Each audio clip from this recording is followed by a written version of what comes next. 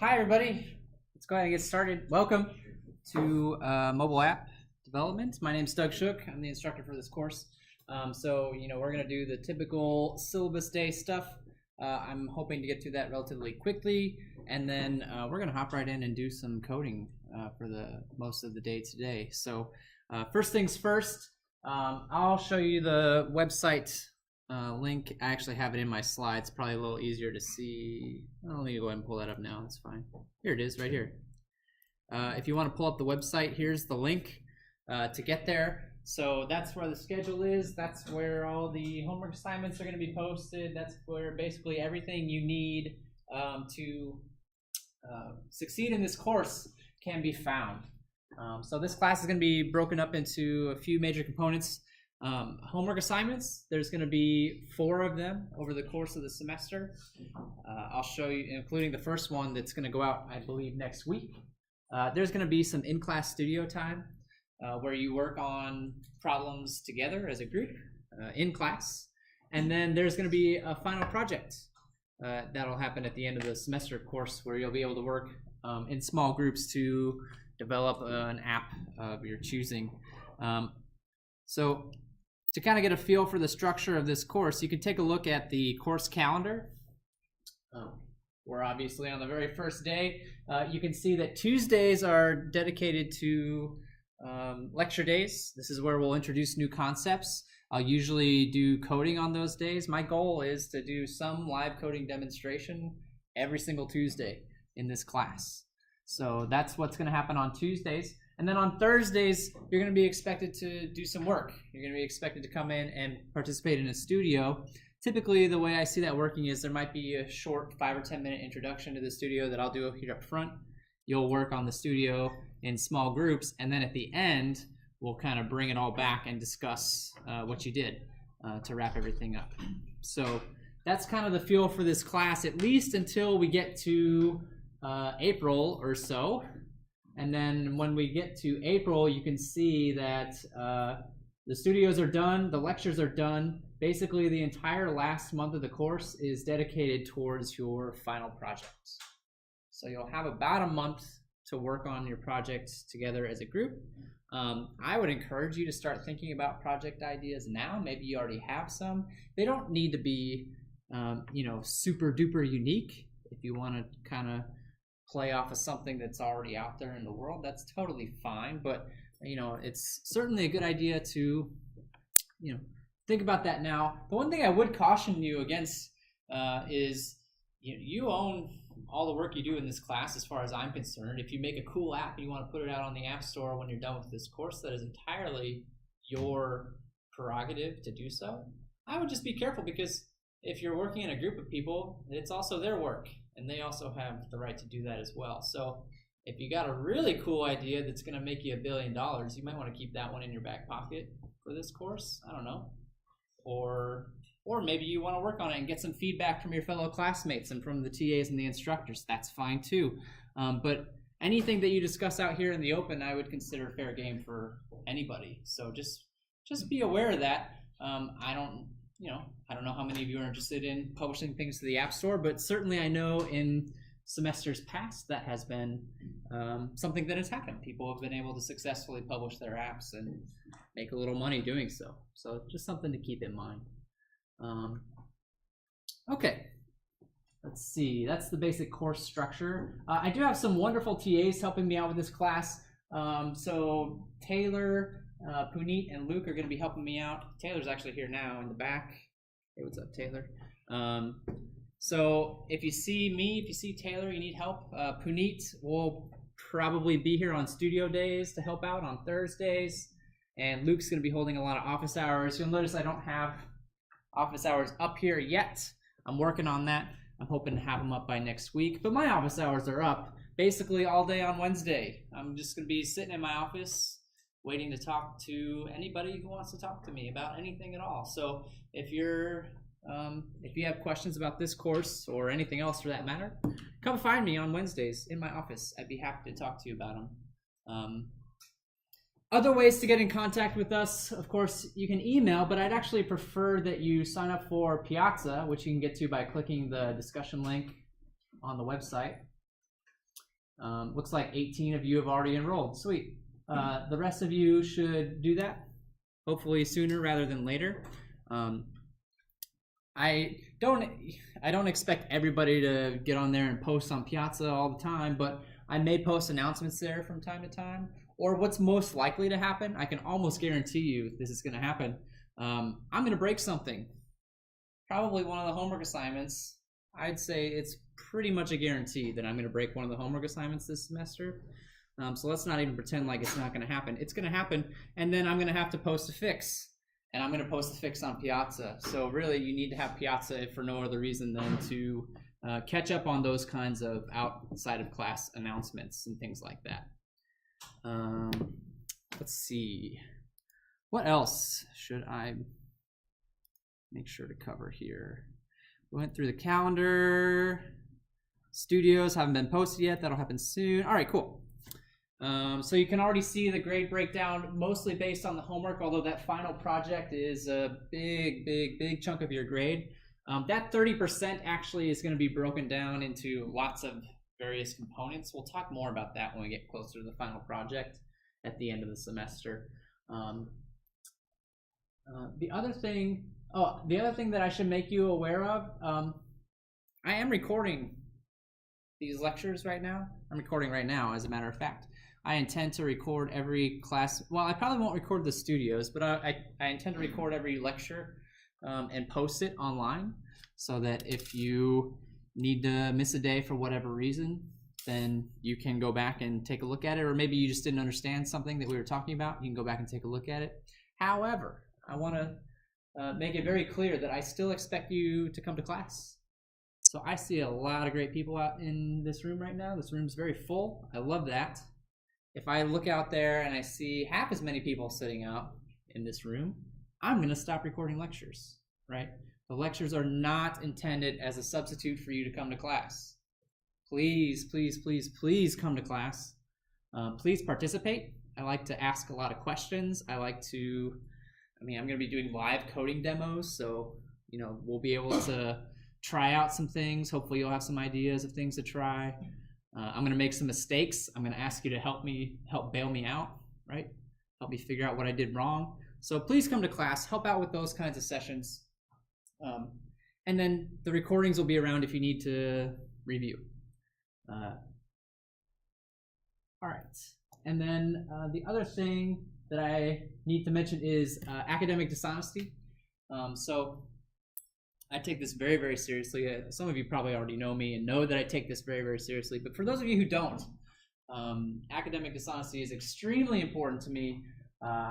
Unfortunately, even though I make a big deal out of it in class, I almost always find people either taking assignments, solutions from the internet, or working with somebody when they shouldn't be, when they're supposed to do the assignment by themselves. Things like that. So please do your own work. Please, if you find yourself in a situation where either you're unsure if it qualifies as academic dishonesty, or maybe it qualifies as academic dishonesty, but you just feel really stuck, right? I've been there. It's the night before something's due. You're only halfway done, or maybe you're not even halfway done. You're like, what the heck am I going to do now, right? I know it's tempting to find a way out of that problem, but I would suggest that you come talk to me about that problem first before you do anything that might be considered dishonest. I promise you, if you are honest with me and you come to me and say, hey, Professor Shook, I'm sorry, I just flat ran out of time. I only got a quarter of the way through the assignment. Can you help me out here? We'll work something out. I'm not going to promise you that you can get full credit, but we can work something out. On the other hand, if you find a solution elsewhere or ask somebody else to use their solution or something like that, I'm going to have to write you up. I'm going to send you over to the dean and the engineering school, and I'm going to request that you get an F in the class. I don't care if it's your first offense. I don't care if it's your 100th offense. I'm going to request an F in the class. So you are much better off coming to talk to me about the situation than you are cheating in this course. I hope I really hope that's clear. And I want to give you some leeway as well. I know that you guys are busy. I know that there are going to be weeks when you are totally swamped and you're just not going to have enough time to get everything done. So in order to help relieve some of that pressure, everybody gets one free extension on a homework assignment. I don't care which one you want to use it on. It's totally up to you. If you want to use it, all you got to do is send me an email or put a message on Piazza before the due date. You can't cash it in after the due date. Before the assignment's due, send me an email, say, hey, I'm real busy this week. Can I have some extra time on the assignment? The answer is yes. Yes, you can. Everybody gets one. I don't care when you use it. It's up to you. Everybody gets one free extension. Usually I give you a whole extra week to finish it up. So, use that wisely. But still, I know I'm sounding like a broken record here, but still I want to reiterate. Maybe you've used up your extension and now you're sitting there staring at the next assignment like, oh no, I can't get it done.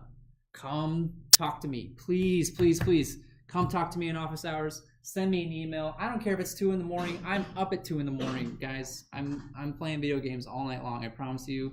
Send me an email. What games do you play? I play old stuff. Yeah. Still curious. Yeah. We can talk about that some other time. So send me an email. We'll figure something out. I promise we can figure something out. It's not going to be, I'm not just going to wave a magic wand and make everything go away. That's not going to happen. There's going to be some sort of repercussions, some sort of consequences, right? But it will be much, much, much, much better than, not submitting the assignment, or worse, submitting something that is academically dishonest. Are we clear on that? Are there any questions about that? I hope we are 100% clear on that point.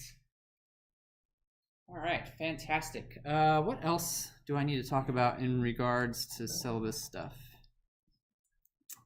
I think I covered everything, honestly. Does anybody have any questions about any logistical? Yeah, what's up? Just on WebStack, a final exam is listed. Oh yeah, don't worry about that. Yeah, I don't know what that's for. Okay. But there is no final. I didn't put it there. No. No, there's no exams in this class. This is a project-based class. If anything, I may use that as the due date for the final project. I haven't quite decided yet, but there won't be an exam on that date. There definitely will not be an exam on that date. So yeah. Actually, your final project is due here because you have to give a presentation on it. So even, that date's worthless. No exams in this class at all. All projects, all the time. Any other questions I can answer about logistics? Yeah. Will we also be using Canvas or not? Oh, Canvas. Good question. Canvas is where I'm going to post the grades. That's about it. I'm not going to use it for anything else. I like Canvas just fine, but I just don't like having too much stuff going on. It's just a lot to keep up with. So I'll use it for the grade book. That's all. Good question. Any other question? Yeah. I'm sorry? How will the studios be graded? How will they be graded? Primarily completion based. If you show up to studios, you will be able to either complete or mostly complete them in class. However, I understand that you may have to be absent for one reason or another from time to time. You'll notice that on the calendar, there is a due date for the studios where I expect all of the studios, I believe there's 9 of them. Yeah, there's 9 of them currently scheduled. All of the studios should be completed by that date. And we'll have forms that we can fill out to verify that you've completed various studios when you get them finished. And you should be able to do that even in office hours if you need to, right? We'll give more information about those when we do our first studio on Thursday. Great question. Did you have a question? Yeah, I had one. It was about, you said you could work with partners on the final project. Can you work on partners with other projects too? No, for right now, I'm considering the homework assignments to be individual assignments. I'm open though. I mean, that may change. We'll see how things go. But for right now, I'm considering them to be individual assignments. But the final project, yes, you'll be able to work in groups. And yeah, I'm sure you guys are already at least somewhat aware of this. The Android version of this course is brand spanking new. It's never been done here before, at least not that I know of. So There's a lot of things that are going on behind the scenes right now, and a lot of things may shift over time as we evolve and adapt to how the course is going. So, I just ask for a little bit of patience from you guys. We're doing the best we can. We are working very, very hard, actually, to try and make this the best course as possible. But we're also human, and things are probably going to break. We're going to make mistakes from time to time. Just bear with us. And along those lines, I suppose now is a good time to mention that because this is a new class, we care very much about how well it's going. We are going to be surveying you over the course of the semester. In fact, we're going to be surveying you quite frequently. I think the plan right now is to give you a survey once a week for you to fill out. It's just basically, how did this week go, right? Did we do a good job? Did you learn stuff, right? Did you understand what was going on? How can we improve? How can we make this stuff better? And you will get credit, not a ton of credit, but you'll get credit for filling out those surveys as the semester goes on. So you'll see the first one of those actually probably on Thursday in studio. So keep an eye out for that.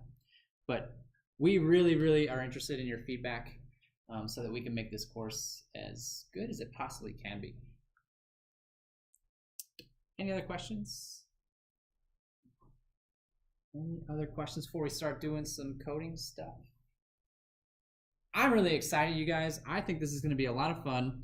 I have to say that I've learned a ton already about all this stuff as I've been developing this course, which I've been doing for the last couple years, actually.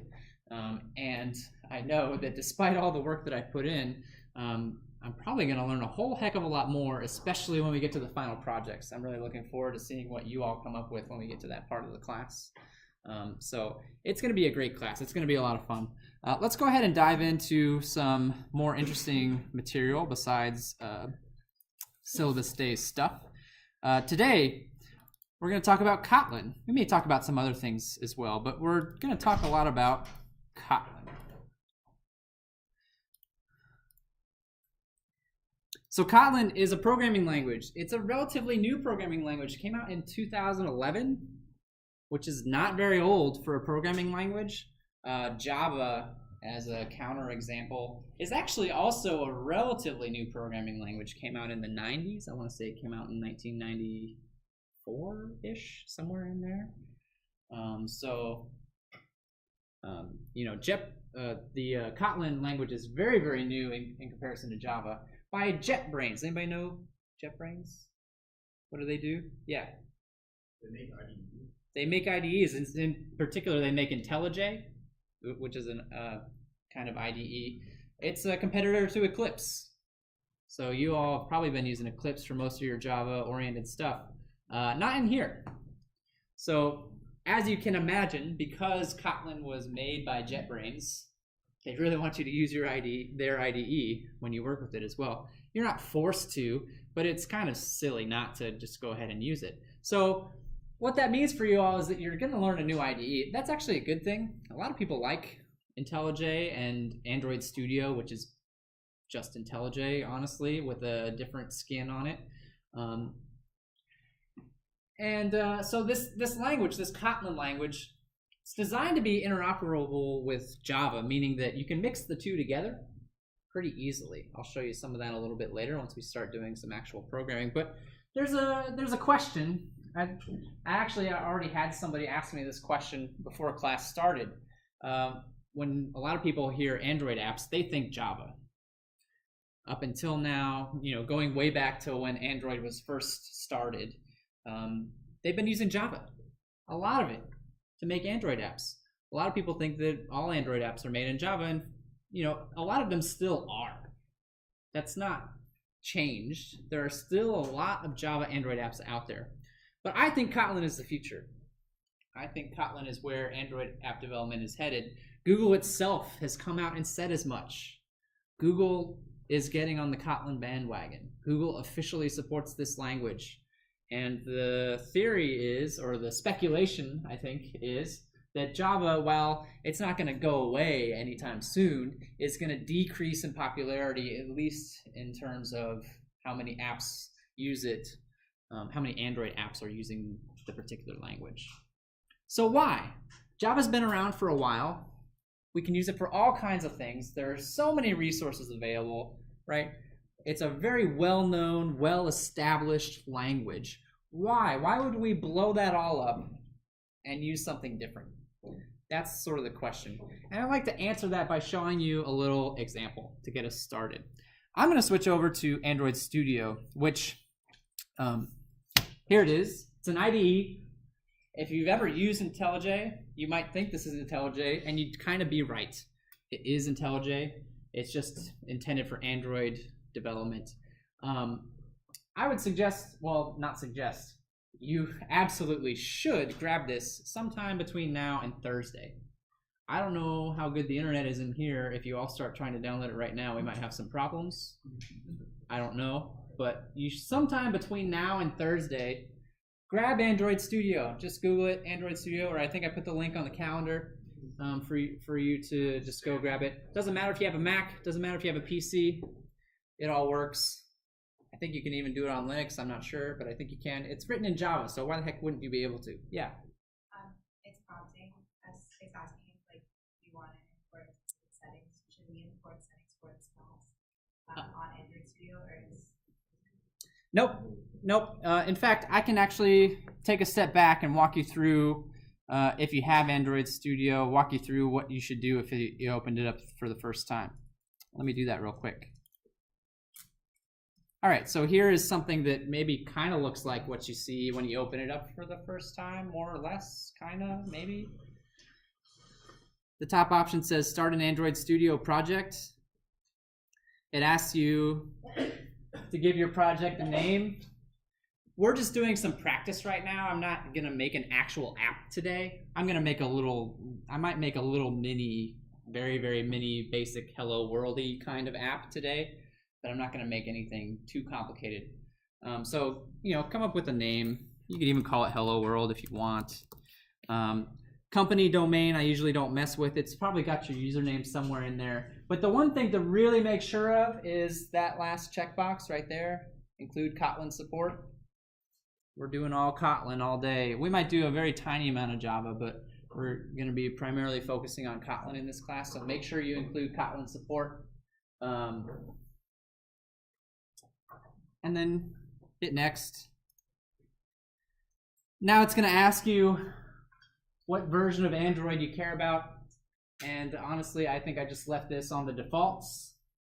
Android 4, ice cream sandwich, which is actually kind of old, but should be fine for our purposes. So go ahead and hit next. And now it's asking you to add an activity. So you can think of an activity as a, yeah, it's kind of a template, sure. Almost like a use case. Again, for our purposes, it doesn't really matter. We're more interested in practicing Kotlin than we are interested in building an Android app at this particular moment in time. So it doesn't really matter. It's empty activity is selected. That's totally fine. Go ahead and click next. Asks you for a name. I don't care. Call it whatever you want. Hit finish, and it'll spit out a brand new project for you. A brand new Android project for you to play around with. If you don't have Android Studio or you're halfway in the middle of downloading it, don't worry about it. Grab it when you're at home. You can go through these directions. Again, I'm recording this, so if you need to go back and watch the step-by-step later on at home, that's totally fine. As long as you do it sometime between now and Thursday, that's what I care about the most. Question? Yeah, why do apps do like Kotlin or like Xcode or something like that? Like in one of my last classes, we did like a HTML, CSS, and JavaScript like website, and then used like phone gap and some stuff to like make it into like a physical app. I was like, what's the benefit of like doing real like that? So I'm not sure about the particular framework that you mentioned, but the one that I get asked about a lot lately these days is like React Native or something like that, which allows you to build an app that can then target either iPhone or Android, right? And it's a valid question. But I think the answer to that, and the reason why I'm particularly interested in doing things directly in Kotlin, working with Android directly, is that you can get a lot closer to the actual device this way. React can only go so deep into the device. If all you're looking for is pretty basic functionality, React is perfect. It'll get you up and running out the door on both platforms in very little time. If you're really pushing the boundaries of the system, you need to get down into the actual system software itself. Kotlin's the way to go. So I think it's more interesting, both from an academic standpoint and just from a personal standpoint, to do things in the native language, the native development environment. It's a valid question, though. Any other questions? And so if you followed along with my steps, here's what you ended up with, right? This is it's not blank, but it's pretty darn close to blank Android app. And later on today in class, I might show you actually how to start up an Android app, but I'm more interested in introducing you to some Kotlin for now, which actually this is Kotlin, as a matter of fact. Looks kind of like Java, but it's not. It's got a few differences in there. What I want to do is get a Kotlin file outside of the app that we can play around with.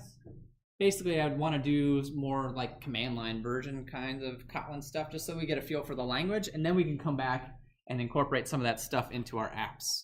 So the way to do that, if you want to follow along with me today, you can create a new module. So I right-clicked the app and went to New, and then Module. And I know I said we're doing everything in Kotlin, but way down here, there's an option called Java Library, which basically allows you to dump in Java or Kotlin code into your project. Got to give it a name, so I'll call it Kotlin Practice.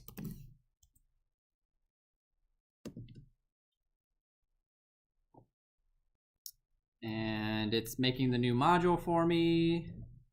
Here it is. I now have a module called Kotlin Practice, and it dumped in a bare bones Java file for me, a Java class.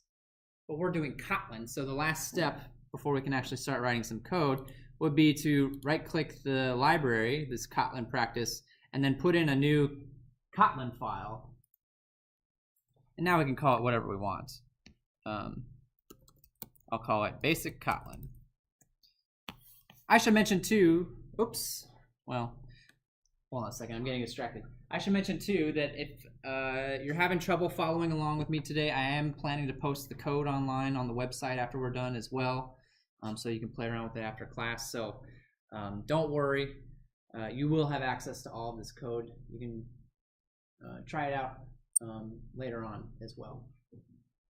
You can see that it's a little bit mad at me. It says Kotlin's not configured. I think that if we click this configure button, Java with Gradle. Have any of you used Gradle before? Or any of you familiar with Gradle at all? All right, Gradle is a dependency manager. Gradle basically determines what libraries your application needs, or actually you determine what libraries you want to use in your application, and Gradle makes sure that you have the most up-to-date versions of those dependencies. And when you're ready to deploy your project, Gradle makes sure that all of those libraries get packaged with your app, so that when it's shipped out, it has everything that it needs. So Java with Gradle is the option that we'd want to pick. We'll just hit OK, and hopefully that should fix this message. This is your Gradle file right here, actually. You can see that Kotlin's been added as a plugin, and so we are now ready to use Kotlin in our app. Well, it says Kotlin's not configured. Do we have to rebuild? Resync? Oops, that's not what I meant to do. I clicked the wrong button.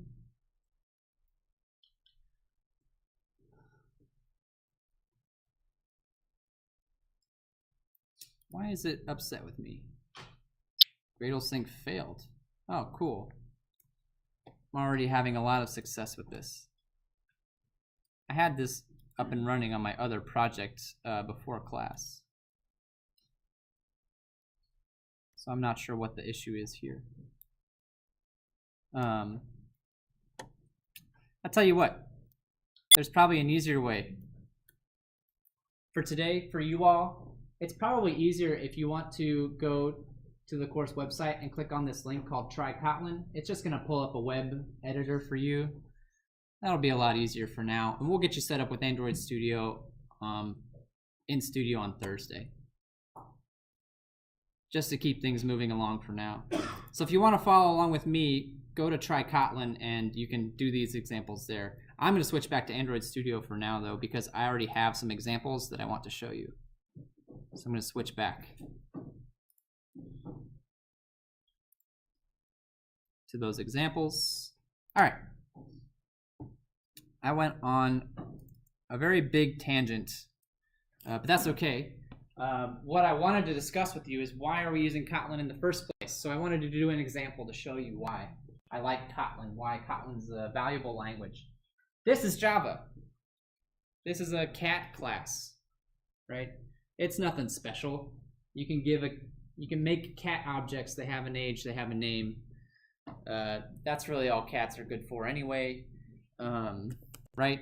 So this is perfectly acceptable Java. It's not terribly exciting, but you can see I've got the two fields, and I've got two getters for the fields that I can call, and I can come down here and make cat objects. So,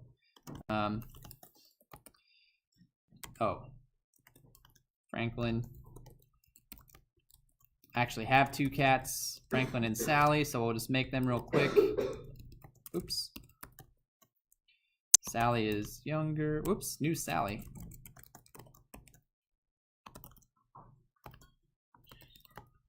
Okay, and then if I want to, I can, call the getters on the objects, and it happily returns the value, right? This is 131 level stuff. This is not meant to be complicated. This is not meant to throw you for a loop. This is a very plain old Java object. Let me show you how we do this in Kotlin as a comparison. I'm going to make a new Kotlin class. I'll call it cat K. I don't want to call them the same thing because that would be confusing. So I'll put a K on the end for Kotlin.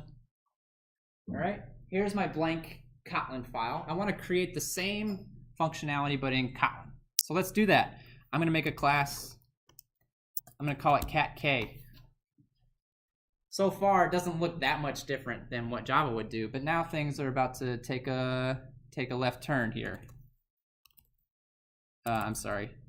I did the right thing. Int name string.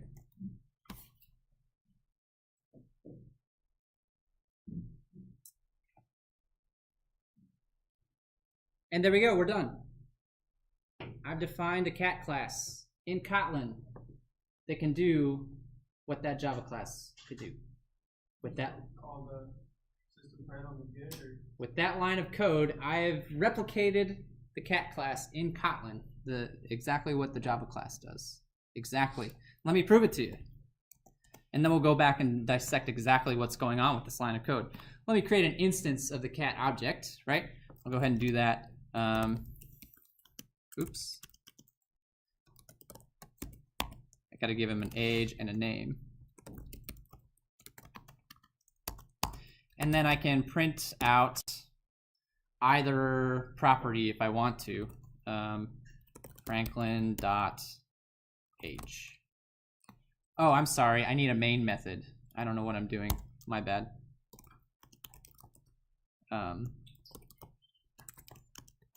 I know I'm kind of going fast, but don't worry, I'm gonna backtrack and explain what's going on here. As soon as I get this up and running. There we go, that's better. Had to add a main method, main function in there. So let's try to run this just to prove to you that it's doing the same thing. There it goes, it's compiling, and there's my 12. It worked. It worked. So with one line of code, I replicated that entire Java class, all of it. One line of Kotlin code. And that is one of the major design goals of Kotlin, is to keep things concise, to get rid of the boilerplate Java code that you see over and over and over and over again. Yes? So in the Kotlin, are the number variables still private with like public getters? That's correct. Yes. Great question. Let's dissect this a little bit, because I didn't really explain what I was doing. I just regurgitated a bunch of stuff on the screen and said presto. So let's talk about what's actually going on here. I'm declaring a class. This is the name of my class. When I include this, I'm actually creating a constructor. That is the constructor, what I have highlighted. It's called the primary constructor. I can have multiple constructors in Kotlin if I want to, just like I can in Java, but this is how I declare what's called the primary constructor. Yes? Is there a reason why it wouldn't be working on our online thing? I'm getting like an error. I'm getting the same. What's the error? It's doing like main one's like no value past the parameter name. I can try to copy paste it real quick and see. Let me give it a shot. Maybe this is feature limited. I don't know why it would be, but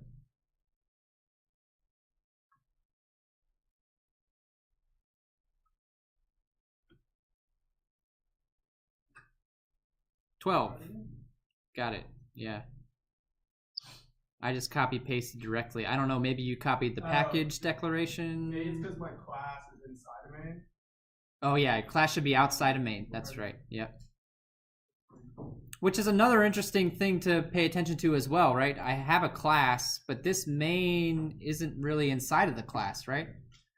It's outside of the class. That's not really a thing you can do in Java. In fact, that's not a method. The word fun, despite describing how well this class is going, is actually an indication that it's a function, not a method. So Kotlin provides the ability to code up functions, which are, what are functions? They're, methods outside of a class, basically. That's a little bit of a watered down definition, but so there's already lots of cool stuff going on in just this very simple example. You'll notice, syntactically, this still gets me, right? Variable name first and then the type afterwards. That still trips me up from time to time.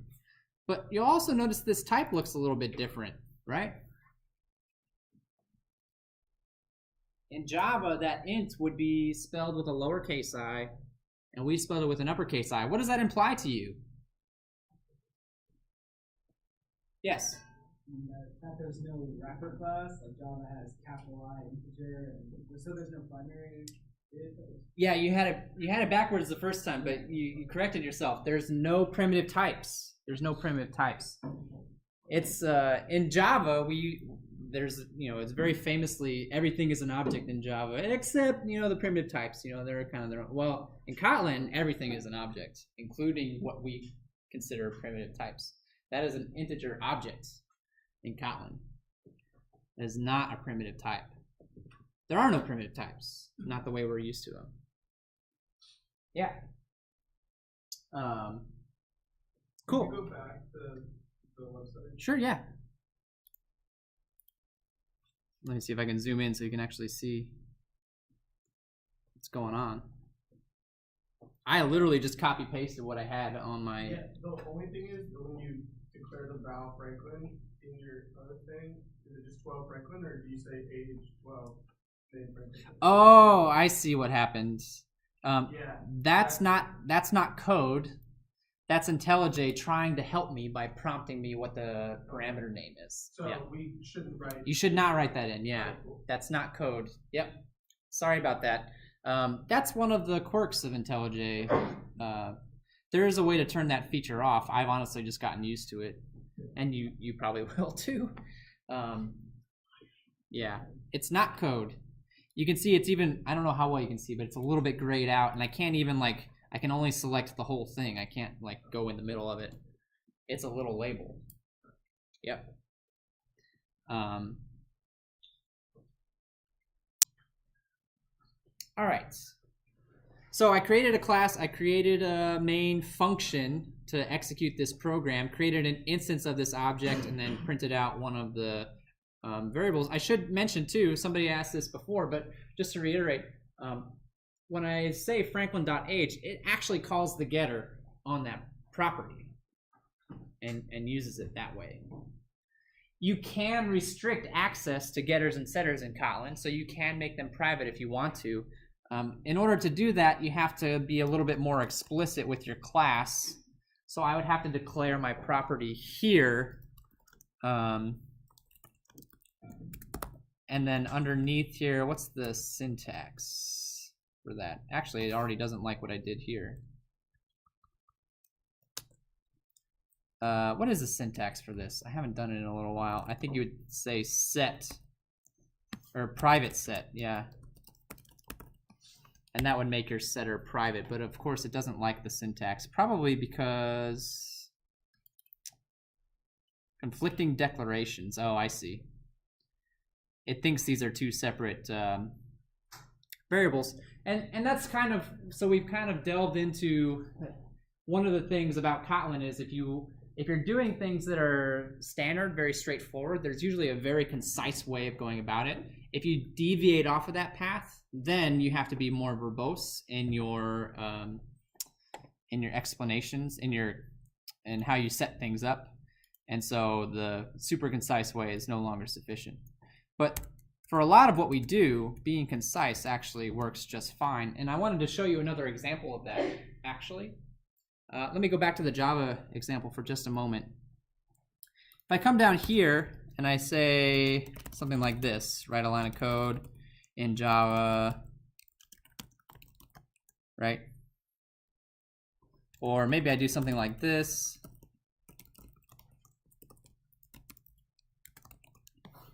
Is anybody wondering what the hell I'm doing yet? What's the problem? There's no like compare method or anything like that. I, Oh, no. well, you're on the right track. For that first line, I'm trying to compare two objects, but that's not how we do it, right? Or there's something missing. Two in Java, right? We need, well, I can either, so I need a dot, I don't have a dot equals method, right? I don't have a dot equals method in this class. So this comparison is actually not doing what I think it's doing. It's not comparing the objects. It's comparing the memory locations. It's comparing the pointers, the references, right? I would need a dot equals method to make that work. What's wrong with this one, the second line? It's just going to print the memory location. I don't have a toString either, right? I can add those in. You learned about those, again, back in 131. We taught you about equals, hash code, toString, right? Those methods were included. But what we can do in Kotlin, actually, I can show you that those problems still kind of exist. For example, if I try to print out this object here, that to some degree, what did I do wrong? Cat. Did I misspell something somewhere? What did I do? Cat K. I don't see any errors. Let me just try it again. Okay, yeah. If I try to print out the instance of the object, I still get the memory location, right? That's kind of what we would expect. However, there's a special kind of class in Kotlin called a data class. What a data class does, those things that we just talked about, equals, hash code, toString, automatically puts them in. So if I run this again, now that I've called this a data class, I don't know why I have to run it twice apparently, and it works the second time. I have an automatic toString right out of the gate. Prints out what kind of object it is and the properties that it contains. So Kotlin's trying to make your life easier, is what it's really trying to do, right? And we have just scratched the surface. I've got about half an hour left that I want to do some more work with just various Kotlin things, get you a feel for it, and then on Thursday, we're going to turn you loose and have you write some Kotlin of your own.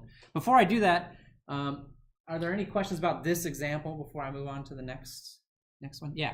We just make the text a bit bigger. Oh, sure, yeah. Does it have any other cool like data, or are there other like class definitions we're getting? Like, is there like other cool abilities? Like, obviously, that the toString, does it now have a better equals or separator or anything like that? So the equals method that it provides and the hash code method that it provides are pretty standard. I mean, they're pretty much what you would expect if you just compared all the properties. So if you want something different from that, you still got to go in and write it yourself. There's no way around it. But they're trying to cover, the most basic case, cover that very well, because a lot of times that's what we need, right? We don't need anything fancy. And if we do, it still has the ability to go in and provide that more fine-grained control. Any other questions? Yeah. I have 2 questions. Yeah. Is Kotlin built on top of Java? And 2, do we need to end line with semicolons? Great. It didn't crash, but you aren't doing it. Great questions. Great questions. So semicolons are not required. That's the easier question, so I answered it first. I also don't think that it cares if you put them in, right? So if your pinky is used to that flex, that semicolon flex, well, you're okay. It's all right. It's not going to hurt anything, but it's not required. It's not necessary. Your first question was, is it built on top of Java? And the answer is not really. However, without going into too much of the detail, the way that it works, so Java, the reason why Java is cross-platform is because it has a virtual machine, the JVM. Are you guys familiar with the Java virtual machine? That's what allows Java to work on any platform. When you run a Java program, it gets actually executed on a virtual machine that sits on top of your operating system and then acts as kind of a middleman between your computer and the code. And so actually what Kotlin does is it targets the virtual machine. So there is, when you think about assembly language, machine level code, a lot of people think about, Intel x86 instructions, right? Well, there's a whole separate set of instructions for the Java virtual machine called Java bytecode. They're just Java instructions.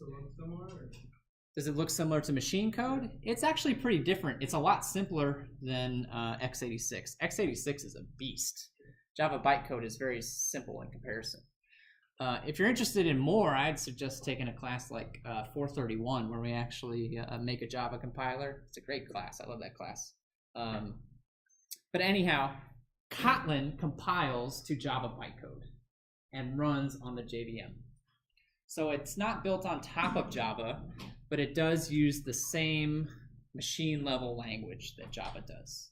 Compiles down to Java bytecode. That's how you can get away with the interoperability as well, which I haven't even shown you yet.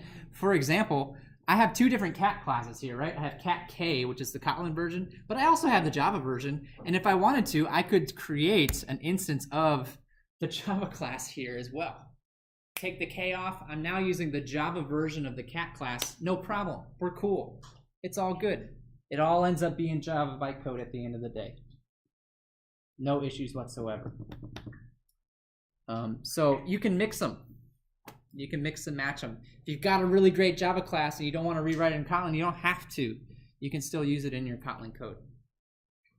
Okay, let's take a look at some more details of Kotlin, the language, and how it works. I'm going to make a new file just to keep things kind of separated. We'll take a look at variables first. I'll go ahead and oops. I'm going to make a slightly different version of the class this time around. I'm not going to create the primary constructor right away. I'm just going to hop right in here, and I'm going to make some properties now, right? Go ahead and make some properties. There's actually 2 ways that you can create variables in Kotlin. Up until now, you've seen me use this keyword val. Feels a lot like JavaScript, kind of, to me anyway. And so I can create variables with val, but any variable that I create with val is immutable. So if I create a string, for example, this is an immutable variable. Or read only is another way of thinking about it, right? I cannot change this value. It's been created. That's it. It's done. It's immutable. I can, of course, create mutable variables as well. The declaration looks a little bit different. I use the keyword var instead.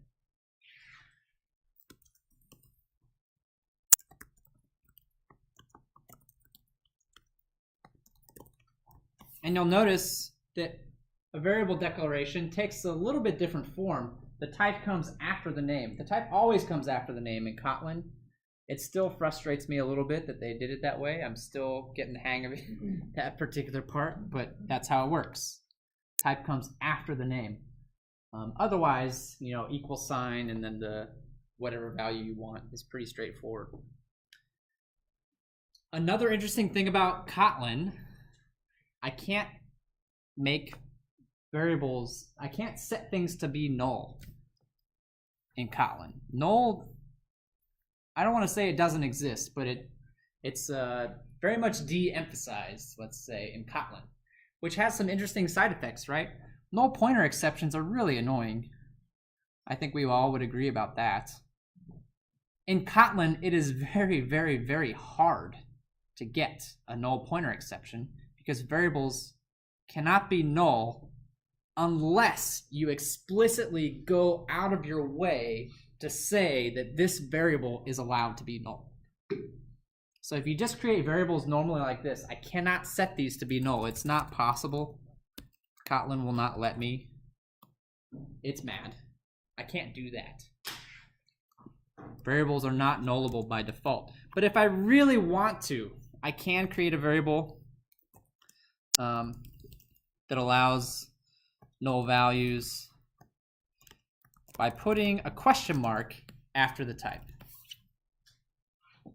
And now Kotlin will accept me setting that value as null. Think about the implications of that, right? I don't have to worry about null pointer exceptions anymore unless I want to. Maybe there's an object there where I really want to pay attention to how its life cycle over the course of the program, and so if it ever is null and I try to use it, I want to know about it, right? That could be a potential use case for creating a null variable, but honestly, it really helps keep things safer in your program. Really helps prevent misuse of your objects over the course of a Kotlin program. Any questions? And so then, you know, we can do things like create some methods. So we're inside the class now, right? We're still inside the class. So now I can create a method, call it test, no parameters, right? And I can do whatever I want in here, just like normal. So this is another typical method. I would call these properties. In Java, we might call them fields, but actually in Kotlin, these are properties, is the technical name for them. And this might actually be a good example for if you wanted to say private set. Now, this particular property, the mutable string, has a private setter. It cannot be used outside this class. If I don't say that, it's public by default, I believe. You can take this even farther and redo the set behavior, the behavior of the setter, just by slapping some brackets after it, I believe. Well, thought so. What's the syntax? Is it just parentheses, not brackets?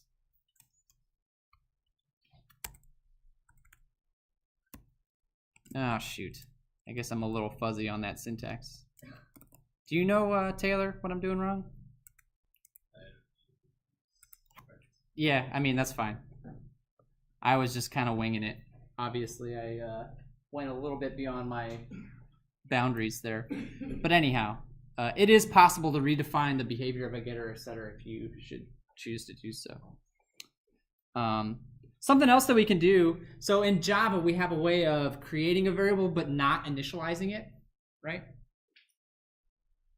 We can do that in Kotlin as well, but that requires, again, us to be explicit about that. We have to be very explicit that that's what we're doing.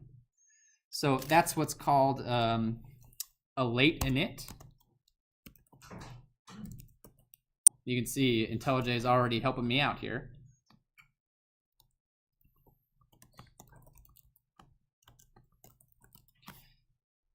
So now this is a string variable, right? That is, I don't have to set it right now. If I tried to skip that step up here and not provide an initialization, Kotlin gets mad at me. So I have to explicitly declare if that's something that I'm trying to do. Okay. Yeah. Got mad at me. If I do like val and use a string, and then I don't declare it. You don't set a value to it? Yeah, and then the next line I set a value to it. And if I don't set a value to it, the only way it'll get mad is if I try to declare it. Are you on the website? Yeah. Yeah, the website won't. The website's not going to check compile time errors until you run stuff, unlike IntelliJ. It's a web-based Okay. thing. But I mean, like when I run it and stuff. It just doesn't have the real-time Okay. compile checks that an IDE does, unfortunately. Yeah. And so, I created this variable. It's not currently set, right? What value does it have? I'm not, what is it? I don't know. I haven't set it to anything yet. Let's change that. We can do some fun stuff with it, like if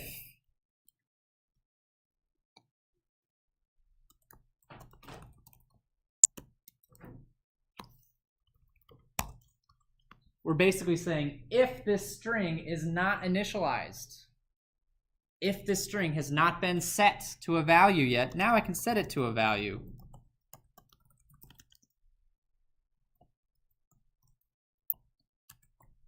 Right?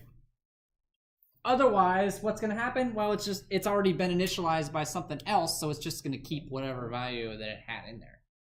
So this is kind of similar to how you would do null checking in Java, right? If I want to make sure if I want to see if a value is null or not. This is sort of a similar concept, but with an uninitialized variable instead.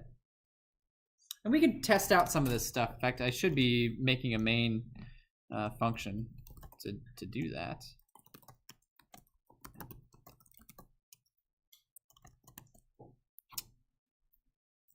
So I'll create an instance of this class.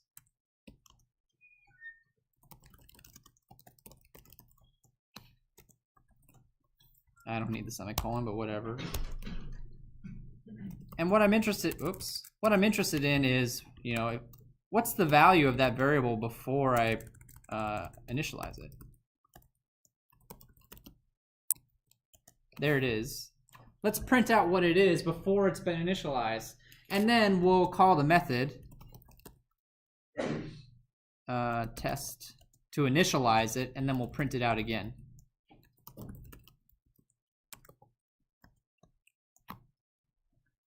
Let's see what happens.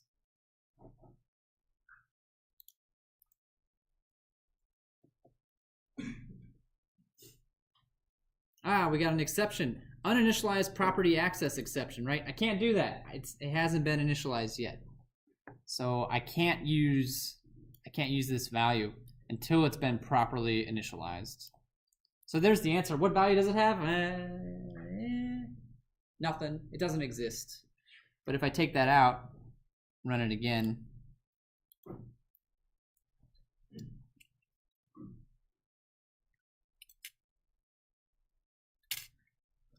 we see that it did get initialized, and we can see the proper value came back out. You can probably already guess what's going to happen if we try to do something else, like change the value of an immutable string, right?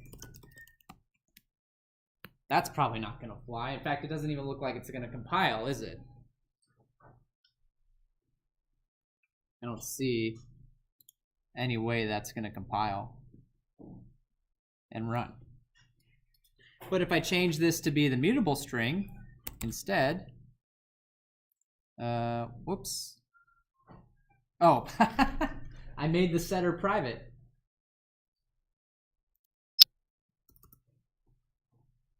All right, if I make the setter public again, now that line works. So I can change the values of those, but I can't change the values of the immutable ones. It's not going to let me do it. It's not going to let me touch those variables. What questions do you have? Yes. Yeah, I tried searching, couldn't really find anything about the two colons they use in the if statement. So let's see. Exclamation point. So is initialized is a property of the Kotlin string.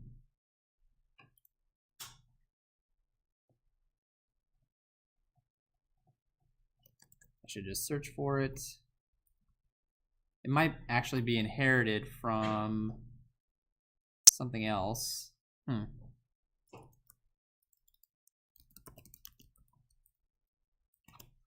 Let me go right to the source. Is initialized is part of a K property. Yeah, so it's a, okay. Late init property. So it's a way that we're accessing, I believe it's just a way of accessing the properties of that. Sorry, I'm confusing myself now. This string is itself a property. We want to access a property of this property, and I believe the two colons are what allow us to do that. I mean, if we take them out, what happens, I guess, would be the next question. You can see it does not allow me to access this is initialized property of that variable. I have to put this, it's just a little extra syntax that I have to put in to access the property of that particular variable that I'm interested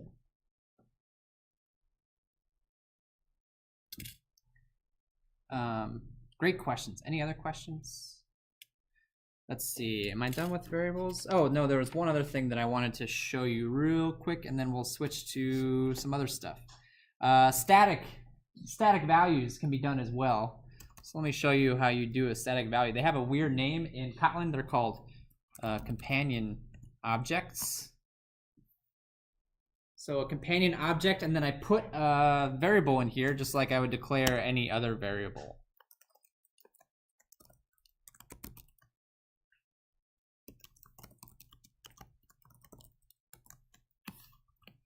And now this is a static value within the class. So I don't access it through an instance, I can actually just access it directly through the name of the class itself. Static string.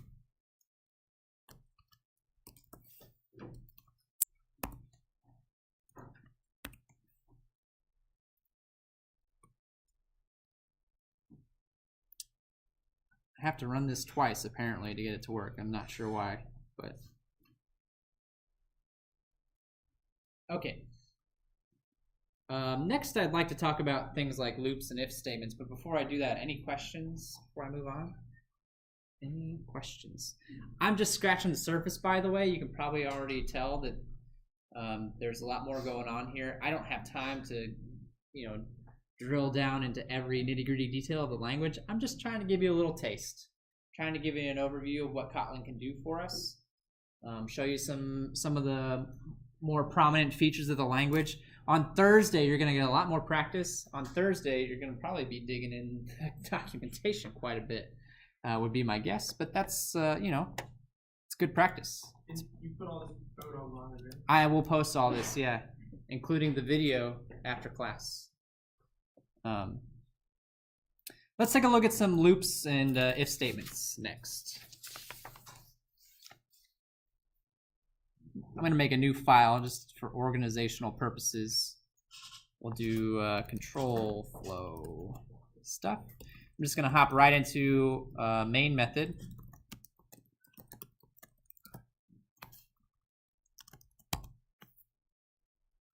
Okay. And what I can do is, create some variables. X equals, oops, forgot to declare the type.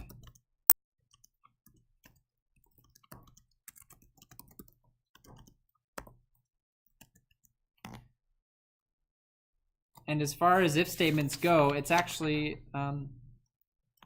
pretty straightforward. It actually this is going to look very close to what you're used to doing in Java, right? If x is greater than y, I should declare another variable, perhaps, for some sort of arithmetic operation. Z equals x minus y.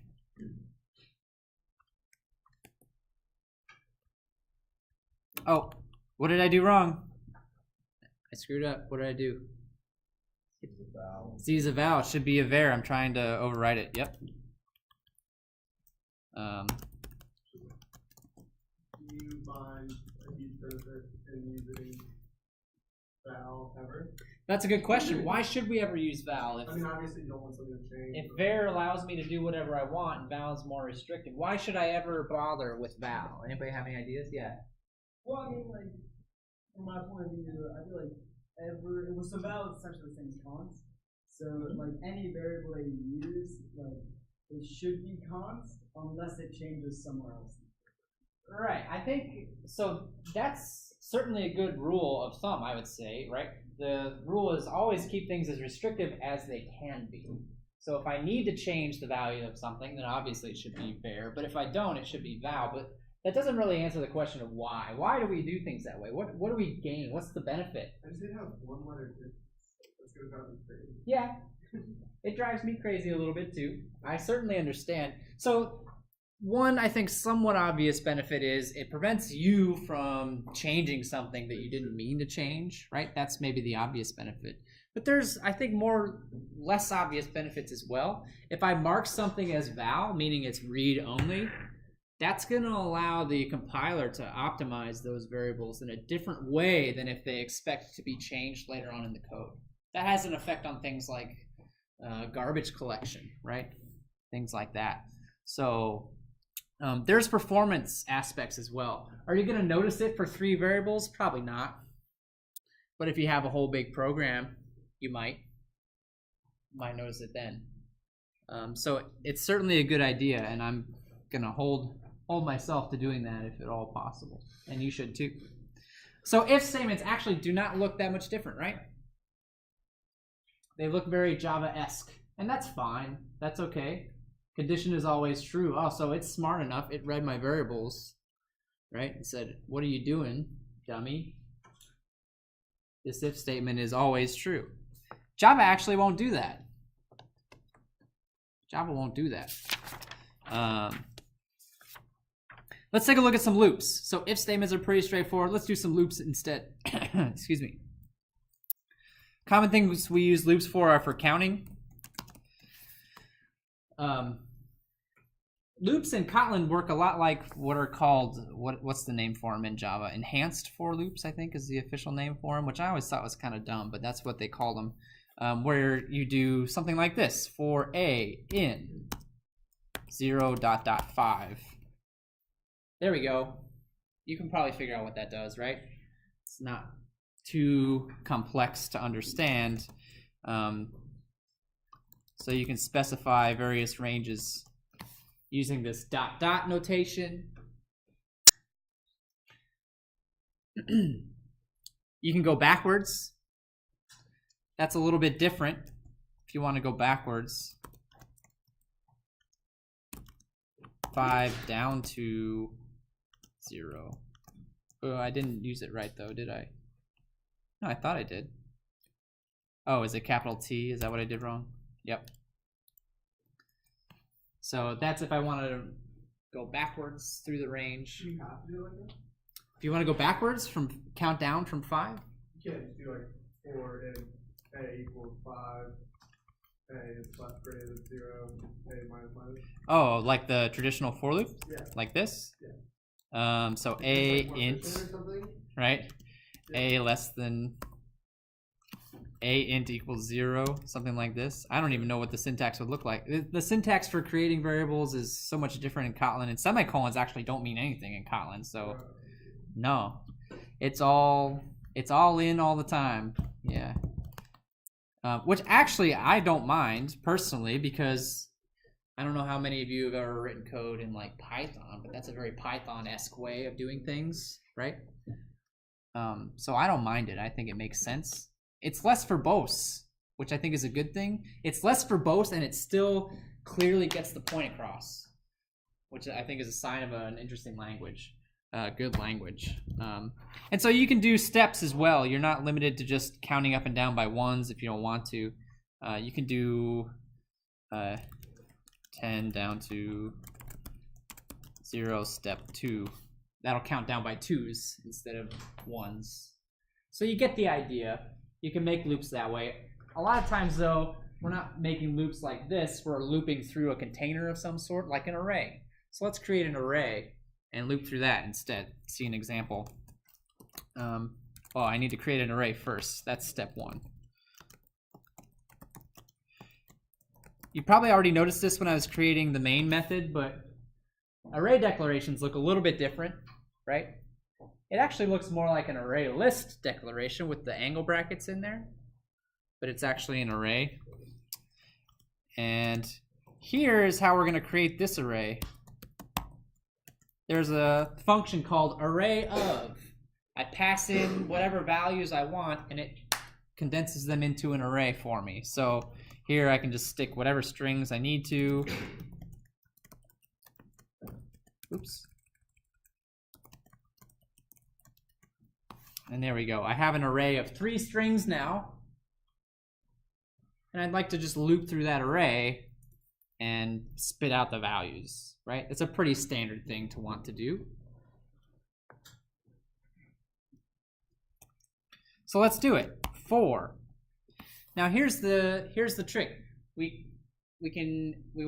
There's actually 2 things that we could consider iterating through. I could iterate through all the indices, 0, 1, 2, or I could iterate through the values of the array, right? The actual contents. Or I could actually do both at once if I want to. So if I want to do both at once, it looks something like this. Index value.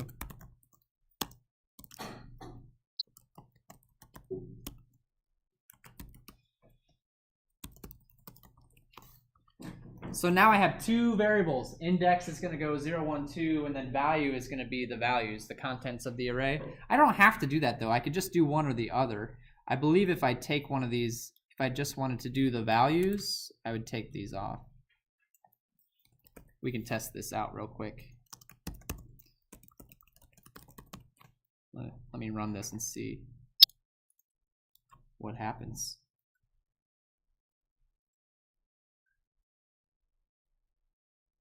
There we go. We got the values. So if I want to go through the contents of an array, I can do that. If I want to go through just the index, just the indices of an array, I can do that as well. No, I had it right. Indices.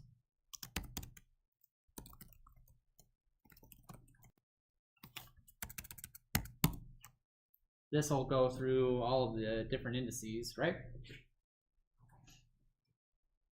I'll be on time. Oh, I only got 5 minutes. Okay, that's fine.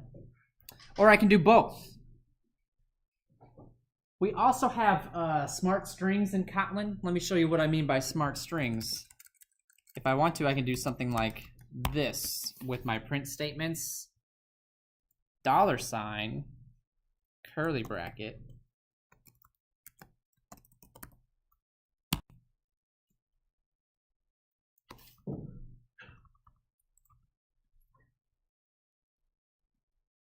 So the $, curly bracket combo, right, says I want to make a string out of this little expression here.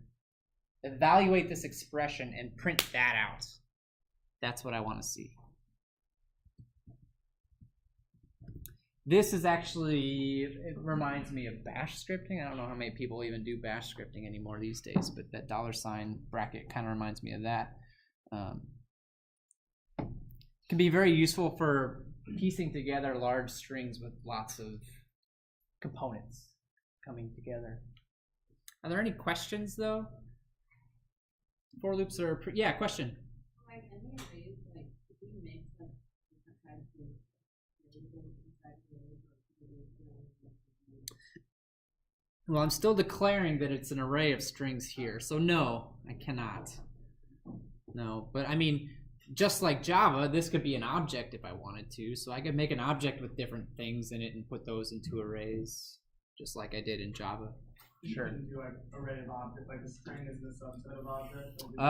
Actually, is there a plain old object? Yeah, there is an object class, but this class shouldn't be used in Kotlin. Okay. It says use any instead. There we go. Any is the garbage dump of Kotlin. I think that's a terrible idea, though. Why? Because when I come down the stairs and I open up a drawer full of junk in the middle of the night looking for a flashlight and I can't find it, then I really wish that I organized my stuff by type instead of throwing it all in one big container. That's why. I have to sit there and pick each one up in the dark and feel it. I'm like, no, that's a screwdriver. No, that's a ball of rubber bands, right?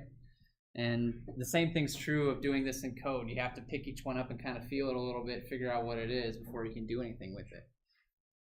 Always better to use specific types when you can. I'm running out of time, but that's okay.